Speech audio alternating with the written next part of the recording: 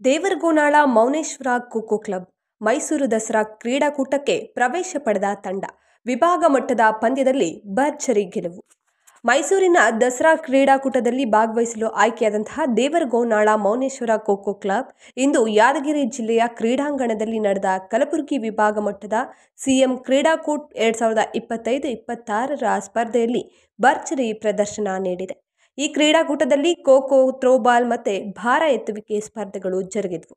ಯಾದಗಿರಿ ಮತ್ತು ರಾಯಚೂರು ತಂಡಗಳ ನಡುವೆ ಸೆಮಿಫೈನಲ್ ಹೋರಾಟ ತೀವ್ರ ಪೈಪೋಟಿಯಿಂದ ನಡೆದು ಯಾದಗಿರಿ ತಂಡ 9 ಪಾಯಿಂಟ್ಗಳ ಅಂತರದಿಂದ ಜಯವನ್ನ ಸಾಧಿಸಿತು. ಫೈನಲ್ನಲ್ಲಿ ಯಾದಗಿರಿ ತಂಡವು ಕಲಬುರಗಿ ವಿರುದ್ಧ 11 ಪಾಯಿಂಟ್ಗಳಿಂದ ಭರ್ಜರಿ ಗೆಲುವನ್ನ ಸಾಧಿಸಿ ಚಾಂಪಿಯನ್ ಆಗಿ ಹೊರಹೊಮ್ಮಿತು. ಈ ಮೂಲಕ ದೇವರಗೋನಾಳ ತಂಡವು ಮೈಸೂರಿನ ದಸರಾ ಕ್ರೀಡಾಕೂಟಕ್ಕೆ ಭರವಸೆಯ ತಂಡವಾಗಿ ಗುರುತಿಸಲ್ಪಟ್ಟಿದೆ. ಈ ಸ್ಪರ್ಧೆಯಲ್ಲಿ ಕಲಬುರಗಿ, ಯಾದಗಿರಿ, ರಾಯಚೂರು, ಕೊಪ್ಪಳ, ವಿಜಯನಗರ ಹಾಗೆ ಬಳ್ಳಾರಿ ಜಿಲ್ಲೆಗಳಿಂದ ಪ್ರತಿಭಾವಂತ ಕ್ರೀಡಾಪಟುಗಳು ಭಾಗವಹಿಸಿದ್ರು. ಕಾರ್ಯಕ್ರಮದಲ್ಲಿ ದೈಹಿಕ ಶಿಕ್ಷಕ ಸಂಘದ ಅಧ್ಯಕ್ಷರು, ತೀರ್ಪುಗಾರರು ಮತ್ತು ದೇವರಗೋನಾಳ ಗ್ರಾಮದ ಪ್ರಮುಖ ಮುಖಂಡರಾದ ದೊಡ್ಡದೇಸಾಯಿ, ವೆಂಕಟೇಶ್ ಬೇಟೆಗಾರ, ಮಾರ್ತಂಡಪ್ಪ ದೊರೆ, ಭೀಮಣ್ಣ ದಿವಳಗುಡ್ಡ, ದೇವೇಂದ್ರಪ್ಪ ದೊರೆ, ಬಸವರಾಜ್ ಕೋತಿಗುಡ್ಡ, ನಿಂಗು ನಾಯಕ, ತೋಟಪ್ಪ ನಾಯಕ, ಶಬೀರ್ ಮತ್ತು ಸತೀಶ್ ಮತ್ತಲವರು ಉಪಸ್ಥಿತರಿದ್ದರು.